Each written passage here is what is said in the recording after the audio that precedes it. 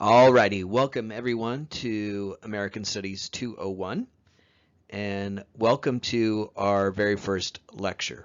American Studies 201, the class that you find yourself enrolled in, Intro to American Studies. Our class is one that spans 4 different time periods in American history and examines cultural expressions within those 4 different time periods. The 4 time periods we're going to examine in this class: the colonial period, the antebellum period, meaning the period prior to the Civil War in the early 19th century, the early 1800s, the modern period, which will span from the late 19th century through the 20th century, and then in our final time period, we'll talk about the contemporary period, the last few decades in American history. So over the course of the semester, we'll offer a fairly comprehensive overview of American history from the colonial period through the 19th century and the 20th and now 21st century. But we will also zero in on cultural expressions in those periods so that you not only get a good sense of the totality of American history by examining these 4 time periods, but you have a sense of how certain cultural expressions were key to those different periods. The first time period under review in this class, and the first discussion we have of cultural expressions within that time period, is the image of the frontier in the colonial period. In this lecture, and in our first few lectures here, along with the very first book we're reading in this class, Jill Lepore's The Name of War, we're going to examine the way ideas, images of the frontier developed in the colonial period, prior to the American Revolution, in the period where America is a civilization comprised of different European colonies. So in this first lecture, we're going to begin our process of examining this first time period, the colonial period, the period where America is a series of European colonies. And we're going to zero in on the culture of the frontier, the idea of the frontier, the image of the frontier. The thing to take away from this lecture and all lectures in this first time period is that the frontier is not just a physical space that might separate 2 different communities, 2 different civilizations.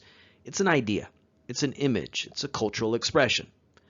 So that's a way of introducing the course and introducing this first lecture in our first time period and first theme, the image of the frontier in colonial America. In this lecture and lectures to come, we're going to think about the way in which the frontier is more than just a place, but instead an idea, an image. Okay, so in these first few lectures, in our first time period, we'll be examining the image of the frontier in colonial America. And the colonial period does regard the period when Europeans came and established colonial societies. And in this lecture and our next lecture, we talk about the origins of those European colonies, the beginnings of the English Empire, the Spanish Empire, by which European powers are establishing permanent settlements here, colonizing North America. But before any Europeans arrived, there were already people here in North America, and we refer to those people as Native Americans. And so in this very first slide, we're going to talk about the pre-colonial period, where Europeans have yet to arrive, prior to 1492. And talk about Native American civilizations prior to European contact. One thing that this slide is doing is introducing you to some general common characteristics exhibited by most Native Americans prior to 1492, say 1491. But in addition to offering you an overview of some common cultural characteristics of Native Americans, this slide is doing double duty because it will also outline the terrain, the territory of conflict between the Europeans who will begin arriving in 1492 and Native Americans. If our first theme is the image of the frontier in colonial America. If I am stressing to you in this lecture and all these early lectures that the frontier is an idea, an image, it's cultural. That means that the frontier, the divide, the conflict between Europeans and Native Americans once Europeans arrive is cultural. And in this slide, we're going to talk about some of the cultural characteristics of Native Americans that would provide that frontier, that conflict, that divide. Because what happens is Europeans arrive and they discover this part of the world that they didn't know about. And they discover that there are millions of people here that they didn't know about. Native Americans. Native Americans arrived thousands of years here in North America before the Europeans arrived. They created complex civilizations rich in art, folklore, with remarkable developments in terms of political systems and economics. So history didn't start when the white guy showed up. There were millions of people here in North America thousands of years before any white guys show up. They are Native Americans. And then Europeans arrive. And they observe these people that they didn't know about. And they observe their cultural characteristics, all of which we're going to enunciate on the slide. And they notice that the way in which Native Americans behave, the ways in which Native Americans worship, the way in which Native Americans have organized their societies is very different than Europeans. And the Europeans judge that difference as a mark of inferiority. The Europeans who arrived starting in 1492 did not have the sensibility we might have today in the 21st century, where when we observe cultural differences, we say, well, you're different, I'm different, but that's okay. We're all human beings and we could, hold hands, sing kumbaya, right? That's a very 21st century mentality. The Europeans who begin arriving in the late 15th century, who established permanent settlements here in the 17th century, they have a very different attitude. When they observe someone who is different, they judge that difference as a mark of inferiority. So that's the double duty this slide is doing. It will introduce you to a series of common cultural characteristics exhibited by many, if not most, Native Americans on the eve of contact with Europeans. But it will also sketch out for you the terrain of conflict that comes to define the cultural frontier separating Native Americans and Europeans. Europeans arrive and they observe these people who are very different than Europeans, who have these cultural characteristics we're going to enunciate on this slide that are very different than Europeans. And the Europeans judge that difference as a mark of inferiority. That leads to conflict. That leads to the collisions between Native Americans and Europeans that we will examine in this first part of the class, that cultural divide between us and them. One of the cultural characteristics exhibited by Native Americans was a sense of identity through their immediate social group, meaning their sense of self, their sense of identity, their sense of who they are for Native Americans was usually informed by people very close to them, people in their common kinship group, family members, people you shared a connection to in terms of bloodlines. For most of human history, that's how we thought of ourselves, as connected based on commonalities rooted in familiarity. Native Americans thought of who they were in regards to their immediate social group. At most, they might have a sense of themselves as part of a common tribe or a common linguistic group, but they did not have the sensibility that was slowly developing among Europeans of being part of a nation. In a moment, we'll talk about the very first European power to arrive in North America, the first to establish a permanent colony in North America, the Spanish. And we'll talk about how the Spanish came in particular because they had a sense of themselves as part of a new, reborn Spanish nation. So the Europeans who come after 1492 had a sense of themselves as part of a nation. We are the English people. We are the French people. We are the Spanish people. Native Americans didn't have that sensibility. They had a sense of identity that was much more local, much more immediate, and much more connected to their immediate social group.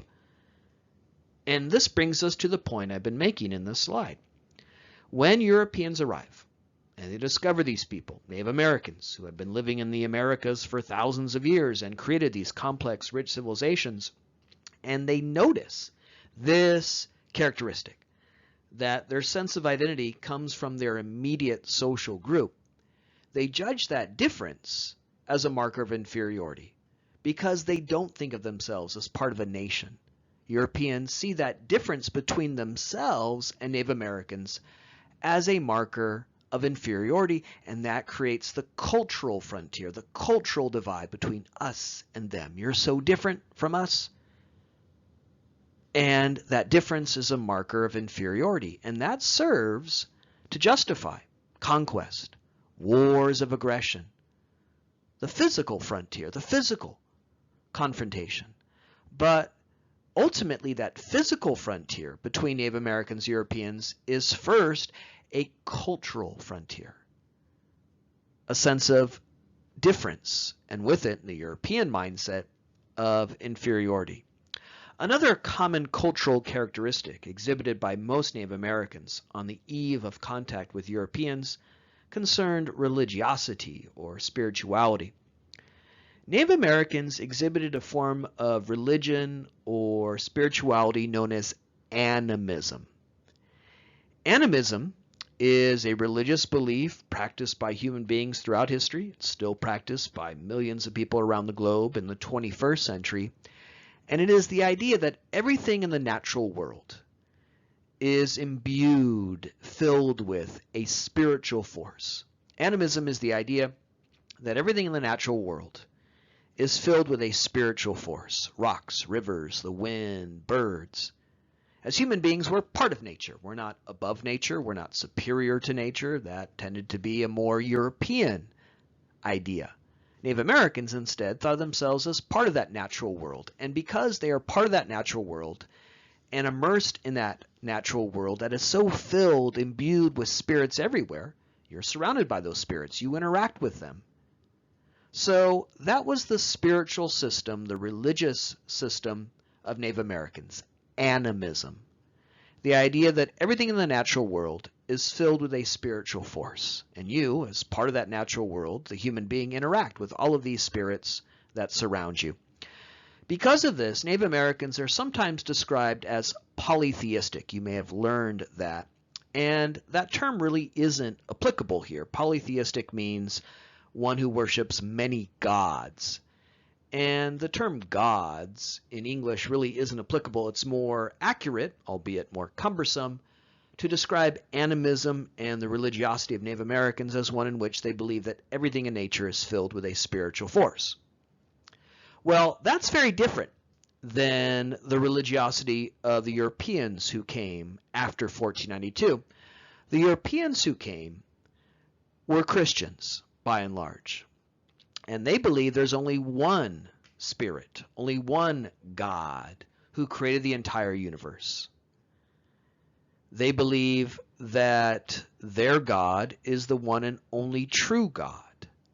And so when they come and they observe Native Americans with this very different form of spirituality, animism, again, they judge that difference as a marker of inferiority. They do not have that 21st century mentality we might have. Well, you believe that, I believe that, it's okay. We can all hold hands, sing Kumbaya, so we drive around in our Priuses with our coexist bumper stickers. That's not the sensibility of Europeans who arrive after 1492. They observe Native Americans who have this notion of animism, this spirituality, and they judge that difference as a marker of inferiority. They judge them as heathens, worshiping false gods, and that is crucial to the cultural divide between us and them. That is our focus here in our first few lectures. The image, the idea of what divides us. The image, the idea of the frontier. The other thing that's important to note about animism, the spirituality, the religiosity of Native Americans, it is a local religion. As I've described it to you, it is the sense that everything in nature is imbued with a spiritual force. Rock, rivers, things that surround you. And that means the spirit is inside the rock, inside the river. It is local. When you walk away from the river, when you walk away from the rock, the spirit doesn't follow you. He's in the rock, he's in the river, he is local. That's animism. That is in contrast to the European faith of Christianity, which is a universal faith. Christianity is one of a few universal faiths in the human tradition. A universal faith, like Christianity, believes there's one God who created the entire universe, and he is everywhere within that universe. He is not local, he is universal. So when Europeans get on ships after 1492 and sail across the Atlantic and establish the permanent colonies in this colonial period, God comes with them. When they get off those ships here in North America, God's here because in a universal faith like Christianity, God is everywhere. And so you don't stop being a Christian when you leave Spain or England and come to America, because you could be a Christian here. God is everywhere.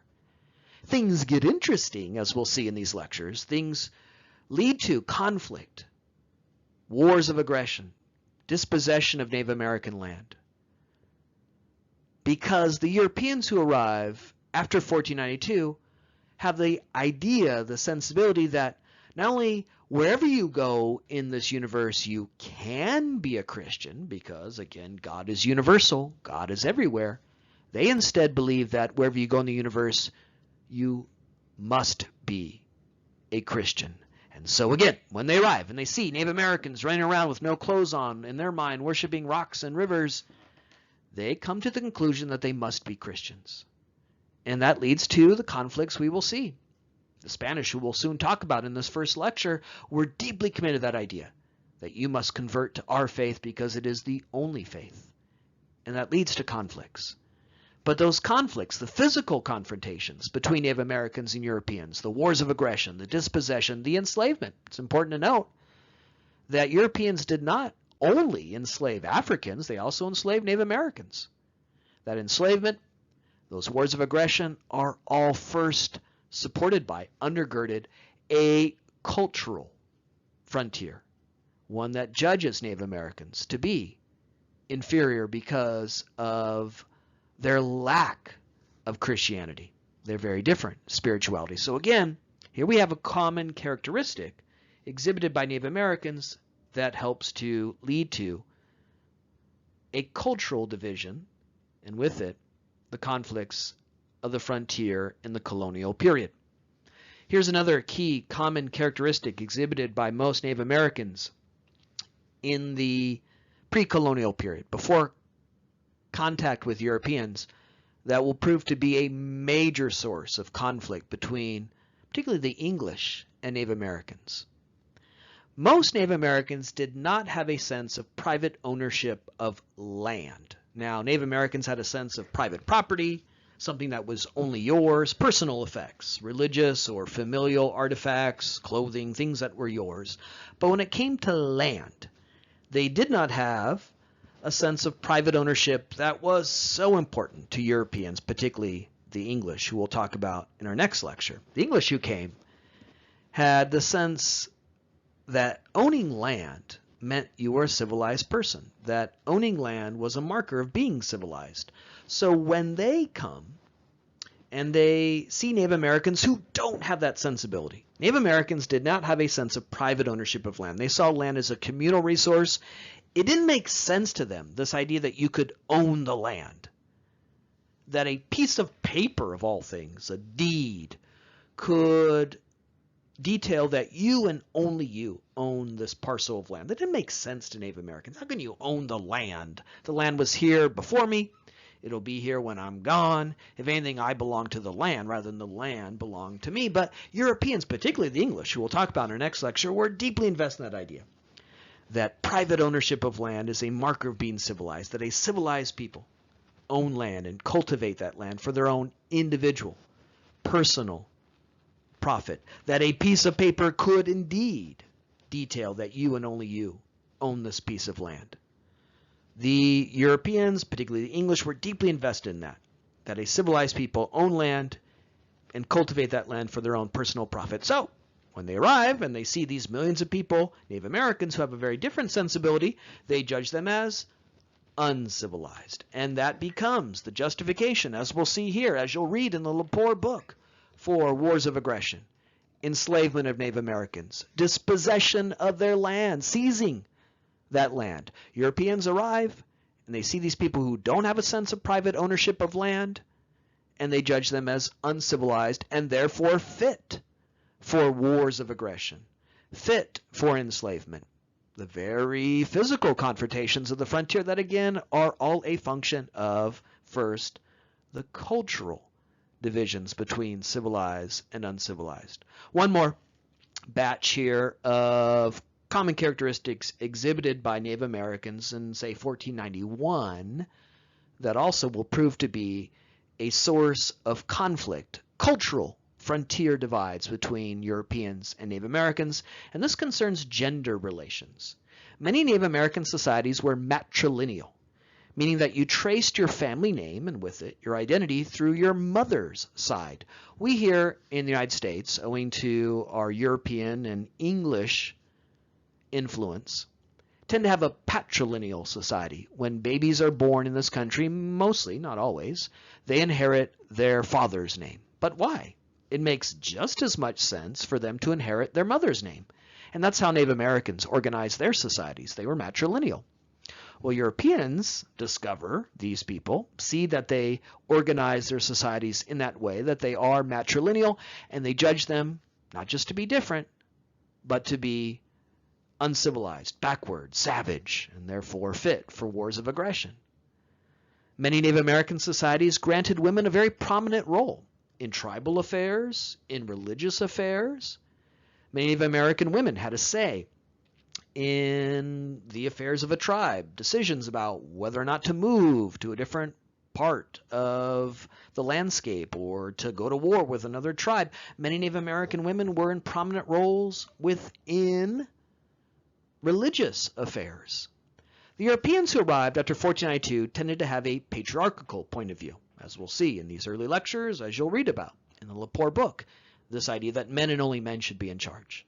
So when they arrive and they see Native American women playing a prominent role in politics, in economics, and religion, they judge that not just as a difference, but a marker of inferiority, that these Native Americans are unmanly because they allow their women to boss them around in, again, that patriarchal point of view. Many Native American women had the right to end a marriage at will, to instigate a divorce. If they weren't happy, they could get out. American women won't have that opportunity until the late 20th century. It really has only been the last few decades that American women in this country have had the ability to end a divorce at will on their own instigation. Native American women had that right centuries ago. But again, because Europeans see this as a marker of being unmanly, they judge this too as a marker of Native Americans as uncivilized, and therefore you have that justification, that rationale for wars of aggression, enslavement of Native Americans. Finally, many Native American societies had no taboo, no social sanction regarding premarital sex. And this will really blow the Europeans' mind. They'll arrive in the Americas, they'll discover Native Americans, they'll see these people in their idea and their image running around with no clothes on, worshiping rocks and rivers, and horror of all horrors, doing it, right? And so here's another way in which Native Americans see these people who have, again, organized their society in a very different way, without a taboo on premarital sex, and judge them to be backward, savage, uncivilized. So in this first slide here, we have introduced you to some common characteristics of the millions of people who were here in North America well before any Europeans arrived. You know, how much credit does Columbus really deserve? I mean, he discovered something that literally millions of people already knew about, okay? Over the course of thousands of years, they created rich, complex societies here in North America. But then the Europeans arrive, and they see these people who have these characteristics we've enunciated here in this slide.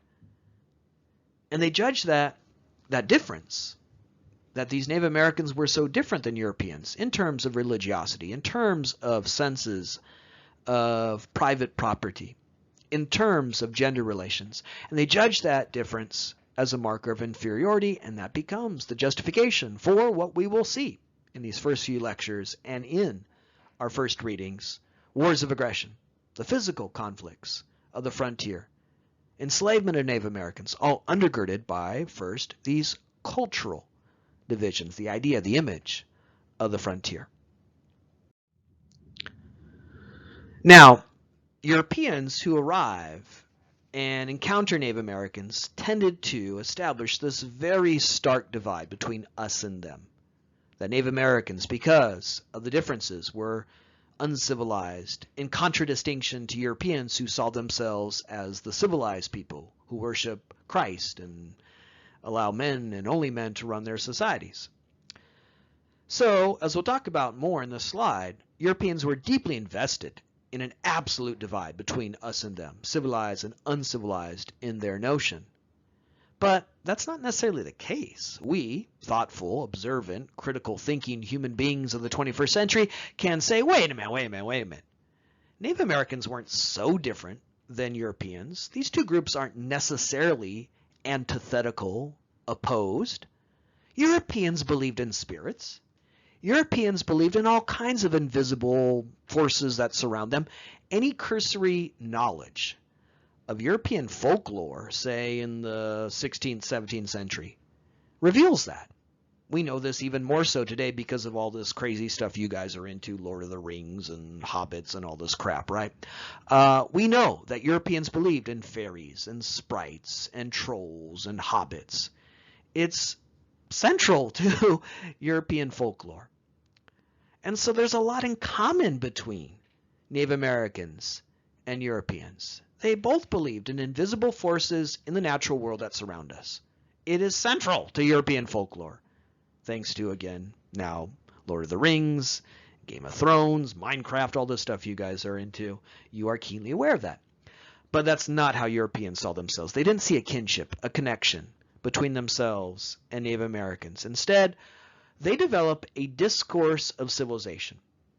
A discourse is just a fancy $4 word for a body of writing, a body of text, the totality of representation, all the ways in which Native Americans are represented by Europeans. And this is a big part of the first book we read in this class, Lepore's The Name of War, which is all about writing. It's all about a discourse. It's all about how English colonists represented in a discourse, in a body of texts, in a body of representations, Native Americans. So get used to this, okay?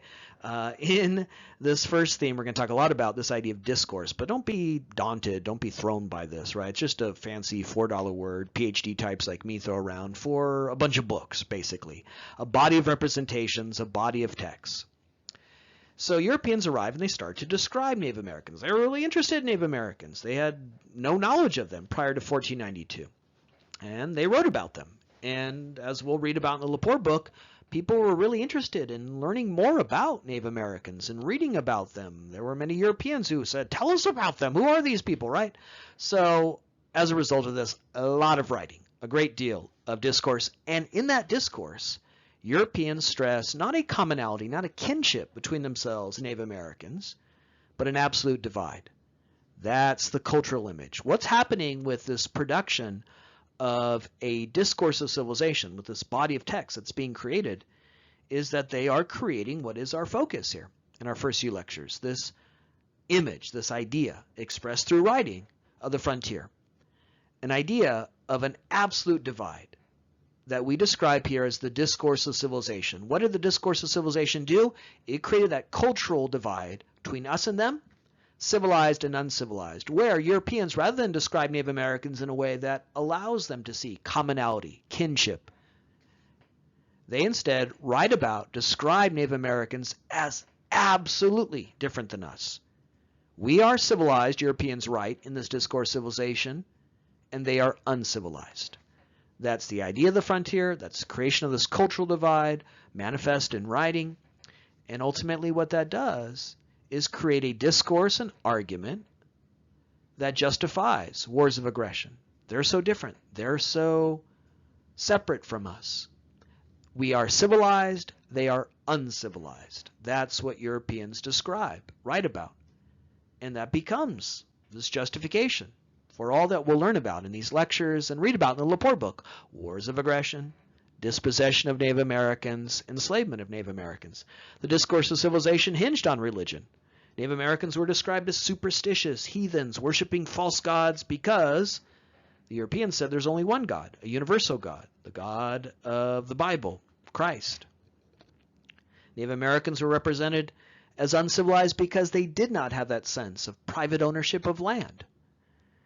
The Europeans, particularly the English, were deeply invested in this idea that a civilized people are civilized because they own land and cultivate that land for their personal profit. So another big element of this discourse of civilization was this idea that these people are inherently uncivilized because they don't have that sense of private ownership of land. They're not manly. Europeans who came to think of civilization as, again, one of patriarchy, where men are in charge. So when they discover Native Americans who have matrilineal societies, where women can, on their own, dissolve a marriage, where women have a prominent role, they judge them to be unmanly and therefore uncivilized. But the most important way in which Europeans, through this writing, through this discourse, through this body of text, established an absolute divide between civilized and uncivilized, this discourse of civilization, the most important element of that was religion. Early on in this discourse of civilization, the dividing line between who is civilized and uncivilized hinged on religion. Early in this discourse of civilization, the barometer, the measure of who is civilized and who is uncivilized came down to religion. In short, the discourse of civilization argued Christian equals civilized, unchristian equals uncivilized, and therefore the discourse of civilization could be used to justify wars of aggression against Native Americans, who because they weren't Christian weren't considered civilized, enslavement of Native Americans, who because they weren't Christian could be considered uncivilized and therefore fit for enslavement. By the way, this discourse of civilization, where who is civilized hinges on religion, was also used to justify the enslavement of Africans with the origins of the Atlantic slave trade. The very first enslaved Africans arrive in the English colonies in 1619, 400 years ago. And that began, slowly but steadily, the establishment of the Atlantic slave trade and the origins and development of slavery here in the United States. And the enslavement of Africans also hinged on this discourse of civilization that said they too are fit for enslavement because they're not Christian. So early on, the most important element of this discourse of civilization came down to religion. But if that's the most important defining element of who is civilized, you could change your religion, right? Through conversion. And in a moment, I know I keep teasing you, right? But we'll get to it in the next slide. We'll talk about how the Spanish who came first were deeply invested in this idea of conversion. That's why they come and set up all those missions and reach out to Native Americans. We're here to convert you, to bring you from what the Europeans see as uncivilized and into the light of civilization. So early on, the discourse of civilization centered on religion. That's what defined who was civilized and uncivilized. But religion is a permeable boundary. You can change your religion, and Europeans, particularly the Spanish, were deeply invested in that idea of converting Native Americans, of turning them from unchristian to Christian, and therefore, in this discourse of civilization, from uncivilized to civilized. But you should be keenly, sharply aware, both in these lectures and in the Lepore book, of what happens through the course of the 17th century. Over time, a discourse of civilization that began all about religion will change. And there'll be a new barometer, a new measure, dividing who is one of us and who is not one of us. That is not changeable, permeable. Over time, the discourse of civilization that originally hinged on religion will shift to race. And you need to be keenly, sharply aware of that. And I will emphasize that in lecture, and you'll certainly get a good dose of that in the Lepore book. You can change your religion, but you can't change your skin color. This is before Michael Jackson, okay? Race, skin color, is permanent. And what will happen is that over time, that will be the defining element of who is one of us and who can never be one of us. Race. Who is one of us and who can never be one of us. As you'll read about in the Lepore book, many Native Americans converted to Christianity. But what happens is, particularly in the lead up and aftermath of King Philip's War, the event that is at the heart of the Lepore book and will be part of our next lecture. In the aftermath of that physical conflict of King Philip's War in New England in the 1670s, Native Americans who convert to Christianity will no longer be seen as one of us because they're still of a different race. So initially, when this discourse of civilization begins in the 16th and early 17th century, it's about religion. Who's one of us? Who's civilized? Who's uncivilized? Well, it all comes down to religion.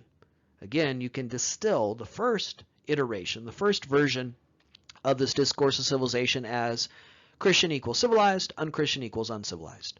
But as we'll see in some events here in lecture, and as you'll see in the Lepore book with its focus on King Philip's War, what will happen by the end of the 1600s, by the end of the 17th century, the dividing line for who is one of us and who is not one of us, who is civilized and who is uncivilized, will shift from religion, something you could change, to race, something you cannot change.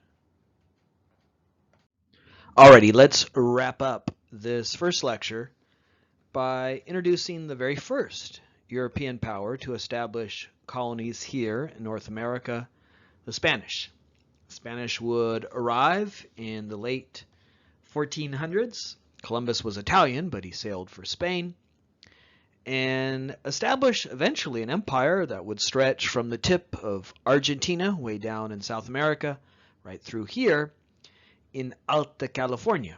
So we are living in a part of North America here in Southern California that was once part of the Spanish Empire, and it's easy to see that. Perhaps where you live, the very street you live on, bears a Spanish name. You can't often say where you live without speaking Spanish here in Los Angeles. So we are keenly aware of this part of our history here in Southern California, that we were once part of the Spanish Empire. You don't have to work too hard.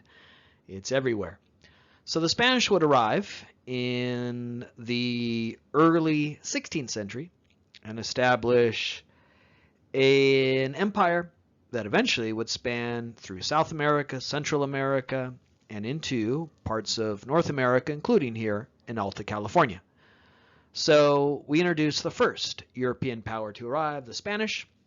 They would begin colonization in the late 1400s, establish permanent settlements in the early 1500s, and over the course of the history of New Spain, the Spanish Empire established that big bitchin' empire that would span from Argentina all the way here to Alta California. Why do the Spanish establish this empire? Well, that can be boiled down to an easy-to-study, bumper sticker-like slogan. Look, it's early in the semester. We don't want to work too hard, right? You're still shaking off the hangover, getting back into the routine. Don't worry. To understand the origins of the Spanish Empire, I have distilled it down to an easy-to-study, bumper sticker-like slogan: gold, glory, and God. That's why the Spanish came. Gold, the 3G here, is the easiest to understand as an impetus, as an urging for empire. The Spanish explorers arrive in this region. They see in Native American civilizations like the Aztec Empire, prominent members of that community festooned in gold, and they say, oh yeah, there's gold to be had, and they will come to conquer and control this region in part because of gold. So of the three, gold's the easiest to understand. The other two, glory and God, a little bit more complicated. And so let's spend some time explaining those reasons why the Spanish will come and establish a permanent colony here in North America. The glory and God stem from a key event in world history in 1492, the Reconquista of Spain. Spain from 711 to 1492. Don't worry, those dates won't be on the midterm exam, but they're easy to remember anyways, right? 711, that's where you get your microwave burritos and illegal fireworks, right? 1492, that's easy to remember. From 711 to 1492, the year Columbus will arrive in what eventually will be part of Spanish America. Spain was ruled by Muslim rulers known as the Moors, or the Moops if you watch Seinfeld. So for over 700 years, Spain had been ruled by the Moors. But in 1492, Spain was reconquered by Catholics under the leadership of King Ferdinand and Queen Isabella. And so in 1492, same year that Columbus, sailing for Spain, would discover millions of people on the other side of the ocean who worship and act very differently than them, Native Americans. That same year, Spain had been reconquered in the name of the Catholic faith. And this is key in terms of the glory and God aspects of the origins of the Spanish Empire. A new, reclaimed, reconquered Spanish nation. One reconquered, reclaimed in the name of the Catholic faith.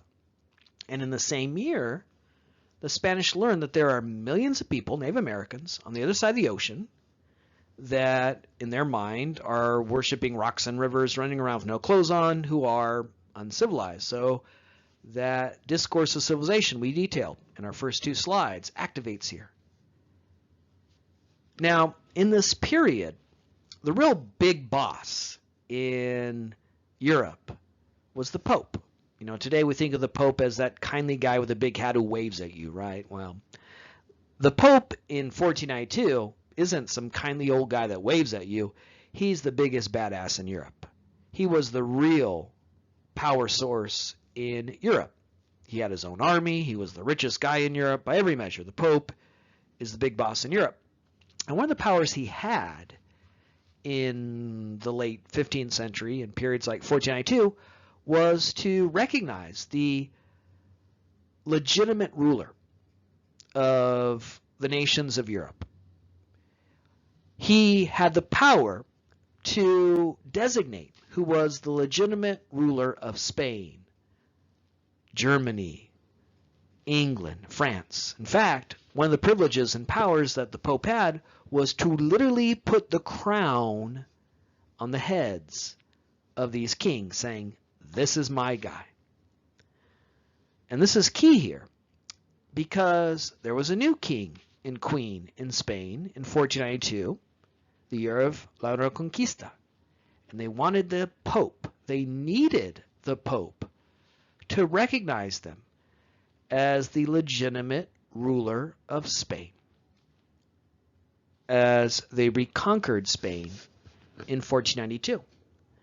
Well, in order to enjoy that sanction, in order to receive that recognition by the king, Ferdinand and Isabella say to the Pope, we're going to send our friars. We're going to send our priests across the ocean to this new land we found called America.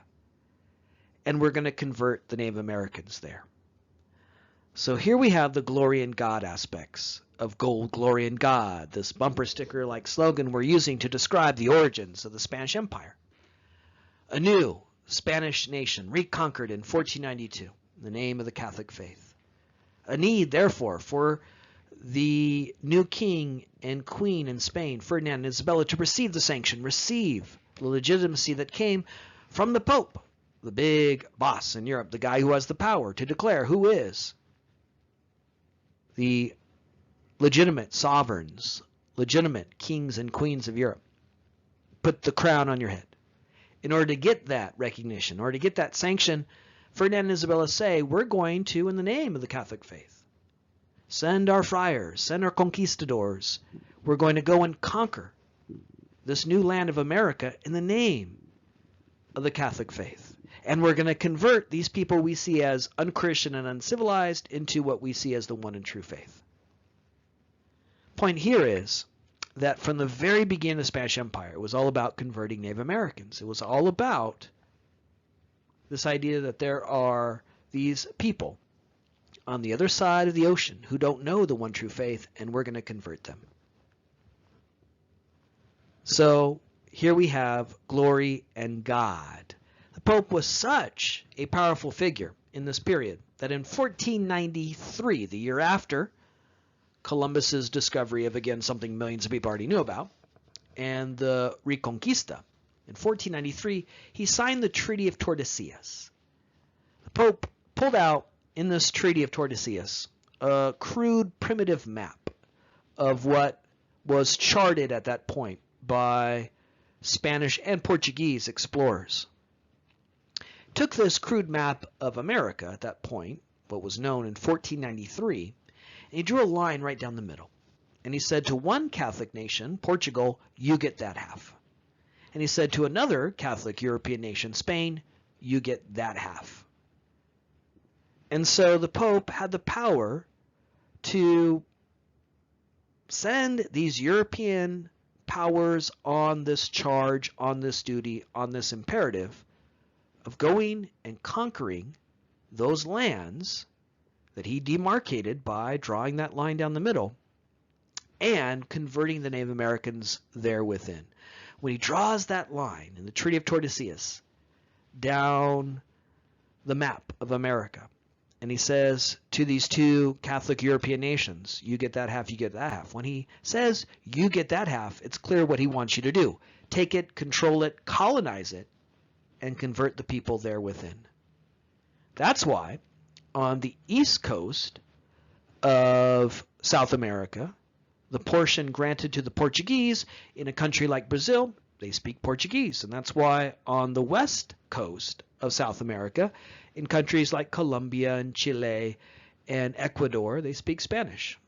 That was the part of South America granted to the Spanish. The larger point here, though, is, again, from the very beginning, the Spanish Empire was all about conversion. It was about going forward in the name of a glorious, reconquered Catholic Spanish nation, in the name of what Europeans saw as the one and true, only God, converting Native Americans. The thing to have in the center of your thinking, studying, in regards to the Spanish Empire, is that from the very beginning, Native Americans were vital, central to the Spanish Empire. If the Spanish had come and nobody was here, the entirety of the Americas was unpopulated. They would never have the justification for their empire, because their empire was justified from the very beginning, from the Reconquista and the Treaty of Tordesillas and this close connection with the Pope. The entire empire, that big bitchin' empire that will eventually span from Argentina through here in Los Angeles, was predicated on the idea that we're there to convert the Native Americans, that this is sanctioned by God, that this is an effort to convert people from the false superstitious faith to the one true faith. The Spanish needed the Native Americans to justify their empire. From the very beginning, it was justified by this idea, as they sought favor and support from the Pope. The empire was justified by this idea that we're there to convert the Native Americans. That's what I mean by they needed the Native Americans to justify their empire. They needed that idea that these people are not Christian, therefore not civilized, and what we're doing here, it's not greed, it's not power, it's an effort to bring them into what is imagined to be, in the Spanish imagination, the one true faith of Christianity. But because of that, well, you'll get conflict. Turns out, when you come into a landscape where people have lived for thousands of years and you say, hey, the way that you're living is uncivilized, the belief system you have is invalid, well, people don't always like that. Because the Spanish had to convert the Native Americans, it often led to rebellions. And we're going to talk about a very important rebellion in our next and final slide in this first lecture. The physical confrontation, the physical frontier, that again is a product of the cultural idea, image of the frontier. Spanish have this idea that Native Americans are uncivilized. They have this imperative that we must convert Native Americans. And so they come, they build those missions, they send their friars, they try to convert Native Americans. But that leads to rebellions. That leads to a physical conflict, a physical frontier, because it turns out Native Americans don't always like this idea of giving up their culture, their beliefs, and converting to Christianity. You're likely familiar with the mission system. If you were educated in the California public school system, at some point you had that unit on the missions and you had to make one of those goddamn things out of paper mache. And if yours was like mine, it was pathetic. It was all lumpy, right? You know, I got a C- on that project. So we're familiar with the mission system. The missions are part of this effort. The reason why the Spanish will build these missions up and down California, they were there to convert the Native Americans, to draw them closer and convert them. That was this imperative, the glory in God aspect of gold, glory in God. I'm from San Diego, and growing up in San Diego, we made our field trip to the mission, and they tell you the mission was established in 1769. But what they don't tell you is the very first mission built in San Diego, the very first mission built in Alta California, was destroyed by the Native Americans who didn't like this idea of converting. So when you come into a landscape and you build a mission, you say, this is this edifice to the one true faith and you must convert, yeah, you get that blowback, you get that resistance. Spanish got here first. They created a large empire.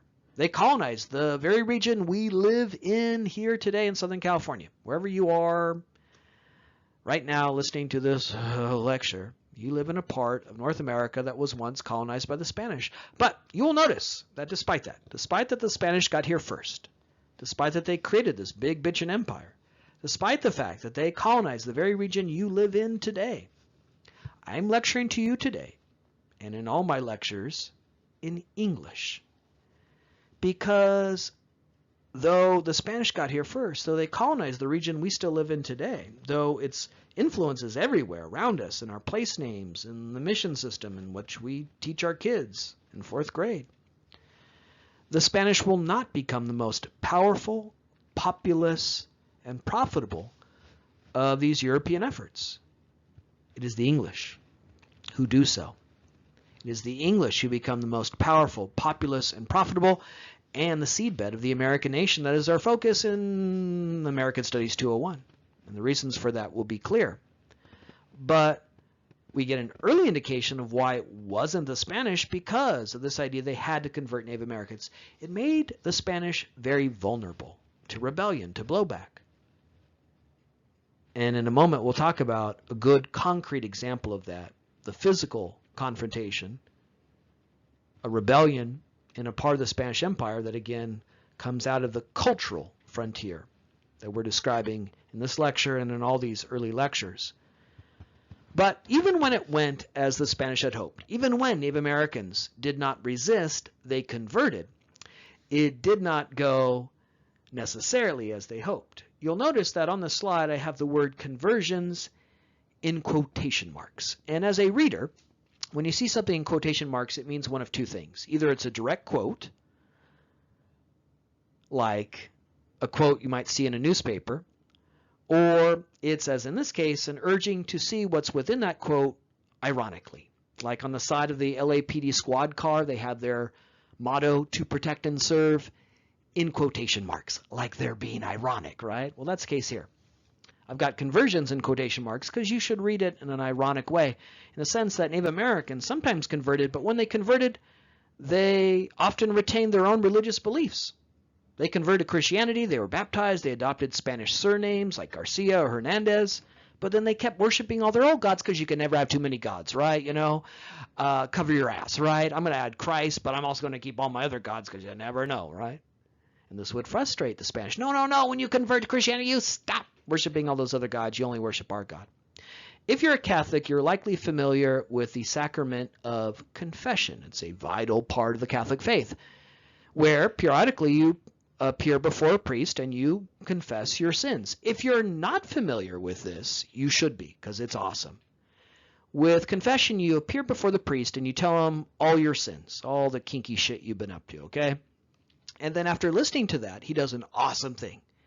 He wipes them all away. He gives you forgiveness. He cleanses you of your sins. Who among us could not use that from time to time, right? You know, you do a bunch of stuff that you know is wrong, but in the end, it goes all away, right? Get a clean slate, start all over. Well, when Native Americans would come to confess their sins, The priest would say, all right, tell me your sins. And the Native Americans would give all the chismes, all the gossip from the village. You want to hear about some sins? Guess what my neighbor did the other day? And the priest would say, no, no, no, no, no. Tell me about your sins. I want to hear about your sins.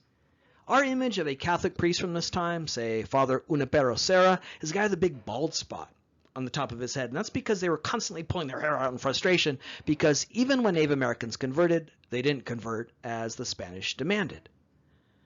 So sometimes Native Americans rebelled, and you get rebellions throughout the Spanish Empire. And that's part of the reason why the Spanish were unsuccessful. They were so vulnerable because they had to convert Native Americans. And even when it went well, it didn't always go well, as remarked by these conversions that really weren't conversions in the way in which the Spanish imagined. Sometimes Native Americans converted, but converted to the Catholic faith in their own way. Alrighty, let's end this lecture with the very first physical frontier conflict in our first time period and theme, which focuses on the image and idea of the frontier in colonial America. Here, we will offer you a concrete, specific, tangible event, a physical confrontation, what we might see as a frontier conflict that comes out of the cultural frontier sensibility dividing the Spanish and Native Americans. In this one episode, this one event that occurs in modern-day Santa Fe in 1680, you have a flashpoint event that reveals some of the broader elements, not just of the Spanish Empire, their relations with Native Americans, but again, this larger idea that is at the heart of our first few lectures, our first reading, our first portion of the class, the idea, the image of the frontier, because this conflict in Santa Fe in 1680 is all about cultural divisions. Those cultural divisions, the idea of us and them, the idea of a frontier divide, is what leads to this physical frontier, this physical confrontation. The event we're describing here is the Pueblo Revolt of 1680. Background. In 1610, the Spanish arrive in what is today New Mexico. There's no Mexico, let alone New Mexico in 1610. But today, the modern city of Santa Fe was founded in 1610 by the Spanish. So you get this group of Spanish soldiers, citizens, and most importantly, friars who arrive in what was one of the northern reaches, far from the Valley of Mexico, far from the capital of New Spain, in modern-day Santa Fe.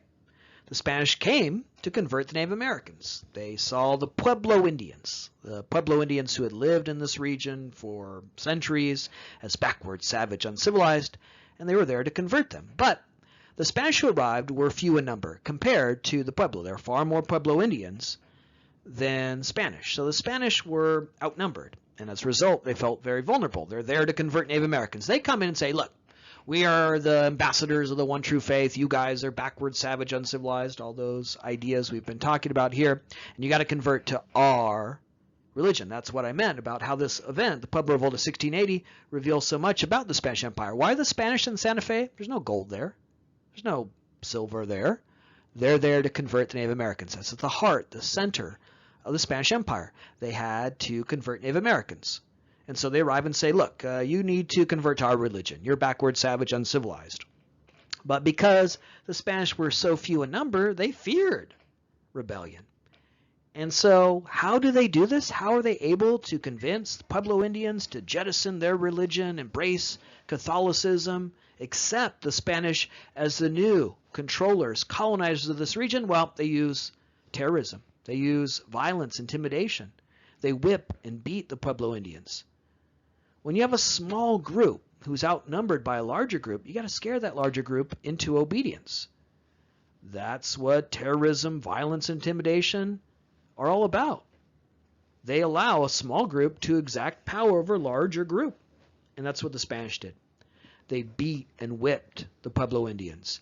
They broke cultural taboos. Pueblo Indians would say, there's a god in that tree. And the friars would come along and just, hack it down and say, we're not afraid of your gods, right?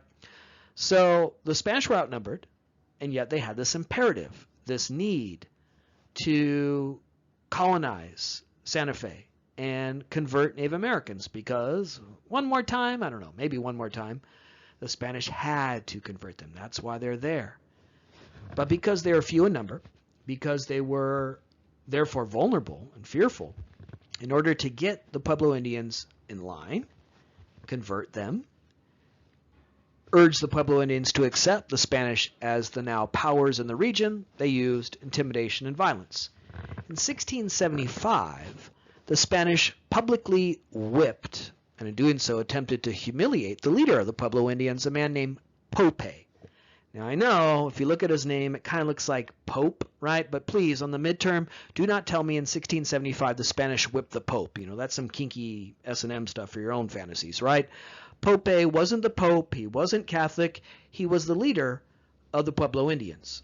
And here, again, is the thinking of the Spanish. Look, if we intimidate and humiliate their leader, well, the rest of them will fall in line. If we take their leader, Pope, march him into the town plaza, whip him, reveal him to be weak and pathetic in the face of us, the mighty Spanish, well, the rest of these Pueblo Indians will get in line.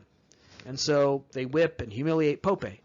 Pope retreats to the outskirts of Santa Fe, and in the years that follow, he builds up an army of other angry, disgruntled Pueblo Indians who resent the arrival of these Spaniards and their effort to impose their religion on them. In 1680, Pope leads a rebellion. He kills thousands of Spanish settlers. He expels the Spanish. You have this flashpoint event, this physical confrontation between the Spanish and the Pueblo Indians, the Pueblo Revolt of 1680. And again, it's a flashpoint event. We here, one more time in American Studies 201, cover the totality of American history. Over the course of the semester, I'm going to get you from the origins of human settlements, as we've talked about here in North America, all the way to the early 21st century. In order to understand the totality of American history, we often rely on these flashpoint events, these singular events that tell us about a larger story. One such flashpoint event is the Pueblo Revolt of 1680. There's a lot here regarding the Spanish, why they came, their interactions with Native Americans, and why they ultimately failed to become the most powerful, populous, and profitable of these colonial efforts. Why I am lecturing to you in English, not Spanish. When the Spanish came, they had to convert the Native Americans, but that often led to events like this: blowback, rebellion. And what's undergirding all of this is, again, the cultural divide between the Spanish and the Pueblo Indians. This idea that we're not all the same. We can't live side by side as equals. That you're backward, savage, uncivilized, that's the thinking of the Spanish, and you have to convert to our faith. That's the real origin, the cultural beliefs, the cultural frontier, the cultural line dividing us and them, that explains the origins of this physical frontier, this physical confrontation, Pueblo Revolt of 1680. The Pueblo Indians resented these Spaniards that came in and tried to impose their culture, their way on the Pueblo Indians. Now, 12 years later, Spain retakes Santa Fe. But after 1692, they, rather than attempt to use violence, intimidation, instead share power with the Pueblo Indians. They learn their lessons. Look, if we come in and start whipping people, you're going to get thousands of dead Spaniards. So after 1692, the Spanish reclaim Santa Fe. And if you were to look at a map of the Spanish Empire, well, they control that region. It's named with their language, Santa Fe, right? That must be part of the Spanish Empire. No.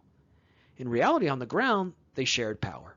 And again, that's what really makes this event such a flashpoint, so revelatory, because the Spanish had to now share power. They couldn't just come in and boss people around, whip them, because you're going to get rebellion. It really speaks to why the Spanish were so vulnerable, because they had to convert Native Americans. And why did they have to convert Native Americans?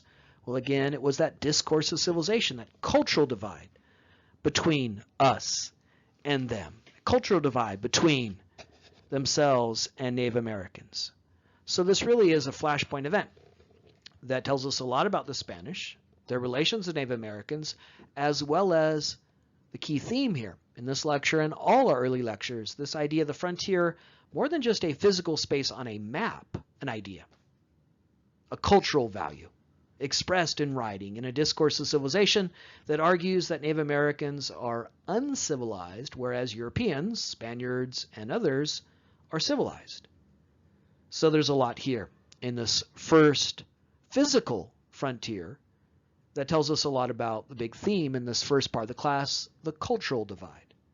Also, there's a lot here in regards to why the Spanish did not prove to be the most powerful, populous, and profitable of these efforts. Instead, that would be the English.